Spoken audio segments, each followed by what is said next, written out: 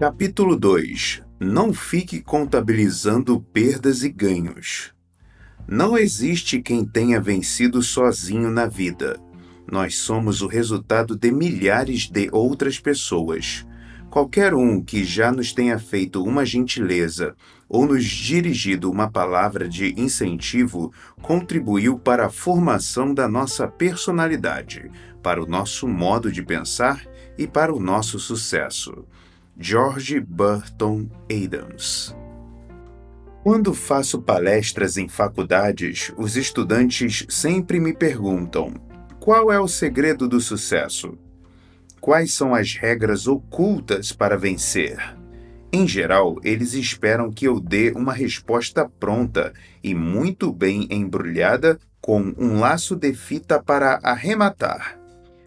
Por que não? Eu queria a mesma coisa quando tinha a idade deles. Estou vendo que vocês querem conhecer os bastidores da coisa. Eu respondo: muito bem, vou resumir o segredo do sucesso em uma palavra: generosidade. Então faço uma pausa, observando os rostos jovens na multidão exibindo expressões incrédulas. Metade do grupo pensa que eu estou prestes a contar uma piada. A outra metade pensa que teria sido melhor ir tomar um chopp em vez de ouvir minha palestra. Vou em frente e conto que, quando era jovem, meu pai, um metalúrgico da Pensilvânia, queria que eu tivesse mais do que ele teve. E que ele dividiu esse desejo com um sujeito que, até aquele momento, nunca tinha visto: o CEO da empresa em que ele trabalhava, Alex McKenna. O Sr. McKenna gostou da coragem do meu pai e me ajudou a obter uma bolsa numa das melhores escolas particulares do país, da qual ele era provedor. Mais tarde, Elsie Hillman, presidente do Partido Republicano da Pensilvânia, pessoa que conheci depois que ela leu no The New York Times que eu havia sido recusado pelo Conselho Municipal de New Haven, quando era calouro de Yale, me emprestou dinheiro, me deu bons conselhos e me incentivou a fazer administração. Quando estava com sua idade, conto aos estudantes, fui contemplado com uma das melhores oportunidades educacionais do mundo, quase que simplesmente pela generosidade de terceiros. Mas, explico, a parte difícil é a seguinte: é preciso estar absolutamente aberto para aceitar a generosidade das pessoas. Muitas vezes é preciso fazer um esforço e solicitá-la. Nesse momento, vejo nos olhares uma imediata identificação. Quase todo mundo no auditório já teve de pedir ajuda para conseguir uma entrevista de emprego, um estágio, uma boa orientação. E a maioria relutou em pedir. A não ser que nossa disposição para pedir ajuda seja equivalente à nossa disposição para ajudar, só teremos resolvido metade da equação. É isso que eu quero dizer com o estabelecimento de conexões. Trata-se de um processo constante de dar e receber, de pedir e oferecer ajuda.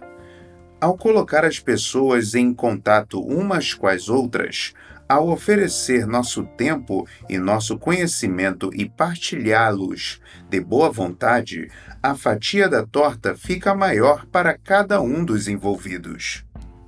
Essa visão tingida de karma acerca do mecanismo de funcionamento das coisas pode parecer ingênua para quem tem uma visão cética em relação ao mundo dos negócios. Mas, apesar de o poder da generosidade ainda não ser plenamente reconhecido ou aplicado nos corredores das empresas americanas, o seu valor é reconhecido no universo das redes de relações, as conhecidas networks. Por exemplo, eu adoro dar aconselhamento e consultoria sobre carreiras profissionais. É quase um hobby. Já fiz isso com centenas de jovens e sinto enorme satisfação quando fico sabendo, mais tarde, de seu progresso profissional. Há ocasiões em que consigo contribuir significativamente para a vida de uma pessoa. Consigo abrir uma porta, estabelecer um contato por telefone ou oferecer um estágio. Um desses atos simples, por meio dos quais os destinos são mudados. Mas, com maior frequência do que se deveria esperar, a oferta é recusada. O alvo da oferta costuma dizer: lamento, mas não posso aceitar o favor porque não tenho certeza de que poderei retribuir algum dia. Ou, prefiro não ficar endividado em relação a ninguém, por isso serei obrigado a não aceitar. Às vezes, as pessoas fazem questão, naquele exato momento e lugar, de retribuir o favor de alguma forma. Para mim, nada é mais irritante do que perceber tamanha ignorância da forma como as coisas funcionam. Não se trata, tampouco, como alguém poderia pensar, de uma questão de idade. Já vi reações semelhantes de pessoas de todas as idades e classes sociais.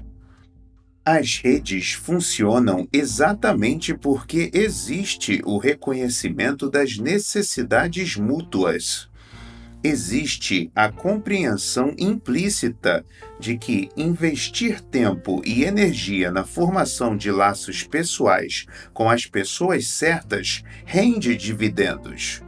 A maioria dos 1%, como costumo chamar os ultra-ricos e bem-sucedidos em que muitos dos meus discípulos desejam se tornar, é 1% porque entende essa dinâmica, porque, na verdade, eles próprios usaram o poder de sua rede de contatos e amigos para chegar aonde chegaram.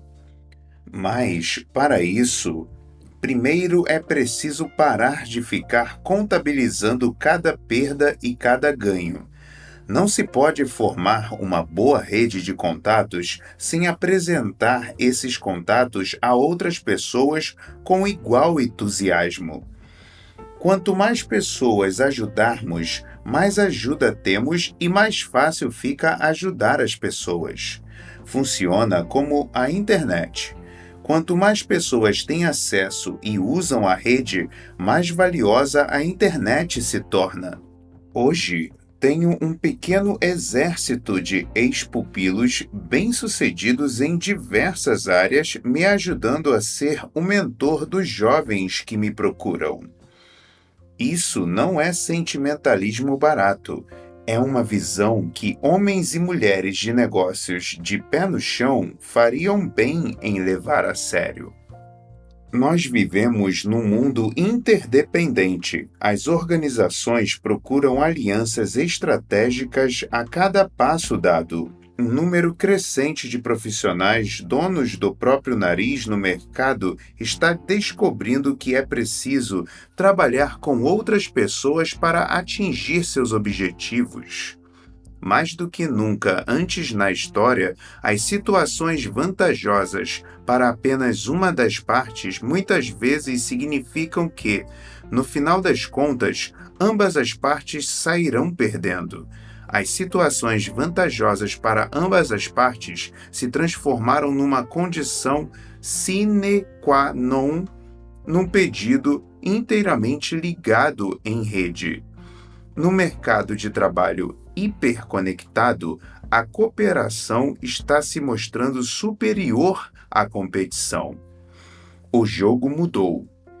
Em 1956, o best-seller de William White, The Organization Man, definia o trabalhador americano arquétipo.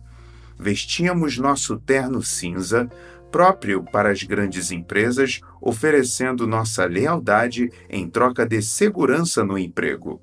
Tratava-se de um aclamado contrato de escravidão pobre de opções e com poucas oportunidades. Hoje, porém, os empregadores oferecem pouca lealdade e os empregados nenhuma. Nossas carreiras deixaram de ser uma trajetória e passaram a ser mais como paragens a ser atravessadas. Somos donos do nosso passe profissional, empreendedores e intraempreendedores, cada um com sua marca própria. Muitas pessoas se adaptaram a esses novos tempos acreditando que continua imperando a lei da selva, onde o predador mais agressivo e impiedoso vence, mas nada poderia estar mais longe da verdade. Onde antes os empregados encontravam generosidade e lealdade nas empresas que os contratavam, hoje é preciso encontrá-las numa rede formada por nossos relacionamentos pessoais. Não estamos falando da lealdade e da generosidade que antigamente dedicávamos às empresas. Estamos falando de um tipo mais pessoal de lealdade e generosidade, o tipo que dedicamos a nossos colegas, nossa equipe, nossos amigos, nossos clientes. Hoje, mais do que nunca, precisamos uns dos outros. Infelizmente, muitas pessoas ainda trabalham como se estivessem em 1950. Temos tendência a romantizar a independência. A maior parte da literatura sobre negócios ainda vê a independência como uma virtude, como se a comunicação, o trabalho em equipe e a cooperação fossem valores menores. Para esses teóricos, a interdependência não passa de uma outra modalidade de dependência. De acordo com minha experiência, essa visão é uma eficiente forma de acabar com uma carreira. A independência é um colete salva-vidas feito de areia. Pessoas independentes que não sabem pensar e agir de forma interdependente podem ser bons trabalhadores, mas não serão vistas como bons líderes, nem como profissionais preparados para trabalhar em equipe. Sua carreira irá começar a se desmanchar e afundará em pouco tempo. Permitam-me dar um exemplo. Quando estava na Deloitte, trabalhei num projeto para a maior empresa de seguro de saúde dos Estados Unidos, a Kaiser Permanente, que me obrigava a viajar entre as duas sedes da empresa em São Francisco e Los Angeles, e de volta para minha casa em Chicago nos finais de semana. Para mim, ficou claro desde cedo que seria interessante usar o mundo da consultoria como porta de entrada para algumas outras áreas. Como já estava em Los Angeles, perguntei-me como poderia começar a abrir minha trilha na indústria do entretenimento. Eu não estava tentando obter nada específico, só sabia que aquele setor me interessava e, quando chegou o dia de dar mais um passo, eu queria tomar Hollywood de assalto, sem ter de entregar a encomenda de ninguém. Ray Gallo, meu melhor amigo dos tempos de faculdade, estava advogando em Los Angeles. Por isso, lhe telefonei para conseguir algum conselho. Oi, Ray! Quem você conhece no mundo do entretenimento para eu conversar e conseguir algum conselho para entrar na indústria? Conhece alguém que estaria disponível para um almoço breve? Tem um sujeito chamado David, que conheço por meio de amigos em comum, que também foi para a HBS. Liga para ele. David era um empreendedor inteligente que estava fechando acordos bem criativos em Hollywood. Especificamente, ele havia estreitado laços com uma executiva de alto nível de um estúdio. de quem fora também amigo de faculdade. Eu esperava ter a chance de conhecer os dois. David e eu nos encontramos para um café num bar ao ar livre em Santa Mônica. Ele estava vestido num esporte fino, típico de Los Angeles. Eu estava de terno e gravata, como convinha ao formal consultor do meio-oeste que eu era na época.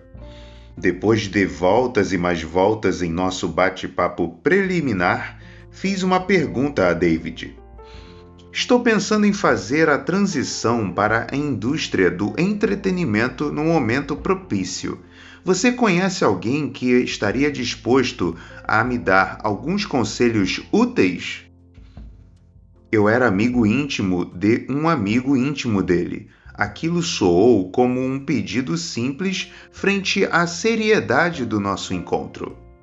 Sim, conheço alguém, ele me disse. Trata-se de uma executiva de alto nível da Paramount.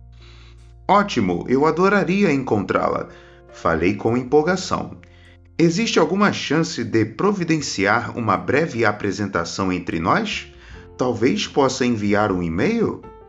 Não posso, ele me disse com firmeza. Fiquei chocado e meu rosto evidenciou isso. Kate, o problema é o seguinte. É provável que, em algum momento, eu vá precisar de algo dessa pessoa ou pedir um favor pessoal. E não estou interessado em gastar com você ou qualquer outra pessoa o crédito que tenho com ela. Preciso guardar esse crédito para mim. Lamento. Espero que você entenda. Mas eu não entendi. Não entendo até hoje. O que ele disse ia contra tudo que eu sabia. Ele pensava nos relacionamentos como algo finito, como uma torta que só pode ser cortada em tantas fatias.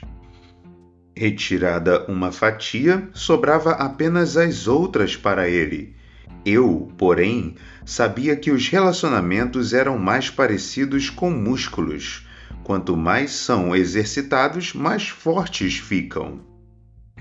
Se estou disposto a me encontrar com alguém, vou tentar ajudar essa pessoa, mas David estava contabilizando perdas e ganhos. Ele via toda a interação social como uma forma de desgaste. Para ele, havia uma quantidade limitada, finita, de boa vontade disponível num relacionamento e uma quantidade limitada de bônus e de créditos para gastar. O que ele não entendia era que o crédito aumentava exatamente quando era utilizado. Esse foi o grande ahá que David, pelo visto, não havia aprendido. Jack Pidgeon, diretor da Kiski School, localizada no sudoeste da Pensilvânia, onde frequentei o ensino médio, me ensinou essa lição.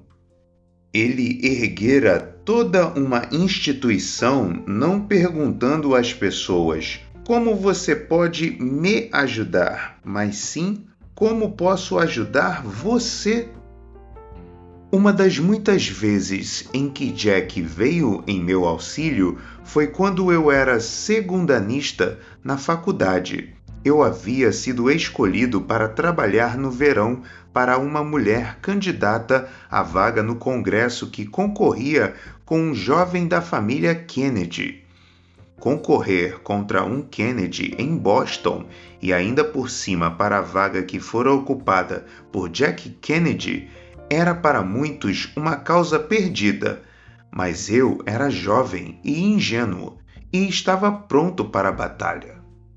Infelizmente, mal tivemos tempo de vestir nossa armadura antes de sermos forçados a mostrar a bandeira branca da rendição. Com um mês de campanha, ficamos sem dinheiro. 8 alunos da faculdade e eu fomos literalmente despejados de nosso quarto de hotel, que também servia como sede da campanha, no meio da noite, por um gerente que já não recebia havia tempo demais. Decidimos pôr nossas mochilas numa van alugada e, sem saber mais o que fazer, fomos para Washington, capital. Esperávamos inocentemente embarcar em outra campanha. Como éramos bobinhos! No meio da noite, numa parada totalmente desconhecida a meio caminho de Washington, telefonei para o Sr. Pidgeon de um orelhão. Quando contei a ele o que havia nos acontecido, ele riu. Em seguida, fez o que tem feito por diversas gerações de alunos da KISK. Abriu a agenda e começou a fazer ligações. Uma das pessoas para quem ligou foi Jim Moore, aluno da KISK que havia sido subsecretário de comércio do governo de Reagan. Quando nossa van de almas perdidas chegou à capital, todos tínhamos onde ficar e tudo estava encaminhado para nossos empregos de verão. Tenho certeza de que o Sr. Pidgeon deu telefonemas semelhantes em prol de Jim quando ele era estudante. O Sr. Pidgeon sabia como era importante apresentar as pessoas umas às outras. Ex-aluno para ex-aluno. Além do impacto que isso teria na vida de cada um, ele sabia que, no final das contas, a lealdade suscitada por essa atitude garantiria importante retribuição para a pequena instituição de ensino que ele estava tentando consolidar no sudoeste da Pensilvânia e que estava passando por sérias dificuldades financeiras. E foi o que aconteceu. Jim e eu hoje pertencemos ao conselho da escola. E quem conheceu a instituição que Jack assumiu naquela época não reconheceria hoje o lugar, com suas encostas para a prática de esqui, campo de golfe, centro cultural e toda a tecnologia de ponta faz com que pareça um MIT, Massachusetts Institute of Technology, do meio oeste. O que quero dizer é o seguinte: os relacionamentos se consolidam por intermédio da confiança. As instituições se baseiam nisso. Ganhamos confiança quando perguntamos não o que as pessoas podem fazer por nós, parafraseando Kennedy, mas o que nós podemos fazer por elas. Em outras palavras, a moeda do verdadeiro networking não é a ganância, mas a generosidade. Quando me lembro de todas as pessoas que me deram lições inestimáveis sobre como estabelecer relacionamentos duradouros, meu pai, Elsie, meus discípulos e colegas de faculdade com quem conversei, Ray, o Sr. Pidgeon, as pessoas com quem trabalhei, consigo pensar em diversos insights e observações essenciais. 1. Ontem tínhamos a nova economia. Hoje temos a velha economia, de volta, e ninguém pode prever o que nos espera na próxima curva do caminho. Os negócios experimentam ciclos de fluxo e refluxo. Nossos amigos e sócios de confiança permanecem os mesmos. Pode ser que um dia entremos na sala de nosso chefe uma tarde e ouçamos: "Lamento ter de dizer isso, mas..." Garantia de um dia de cão. Essa experiência será muito mais fácil, porém, se pudermos dar alguns telefonemas e entrar na sala de alguém pouco tempo depois e ouvir: "Tenho esperado por esse dia há muito tempo. Parabéns!" Segurança no emprego? Sua experiência não irá lhe valer nos momentos difíceis, nem seu esforço, nem seu talento. Se você precisar de um emprego, de dinheiro, de um conselho, de ajuda, de esperança ou de meios para fechar uma venda, só existe um lugar infalível para encontrar tudo isso: dentro do seu amplo círculo de amigos e parceiros. 2. Não é preciso pensar se a vantagem é sua ou de alguém mais. Não faz sentido ficar contabilizando favores prestados e devidos. Tanto faz. Você ficaria surpreso se eu lhe dissesse que o tal David de Hollywood não está mais tão bem quanto antes? David guardou seu crédito relacional até olhar em volta e descobrir que não tinha mais nada para guardar. 10 anos depois de nosso encontro naquele bar em Santa Mônica, nunca mais ouvi falar dele. Como tantos setores, o de entretenimento é um mundinho bem pequeno. Conclusão?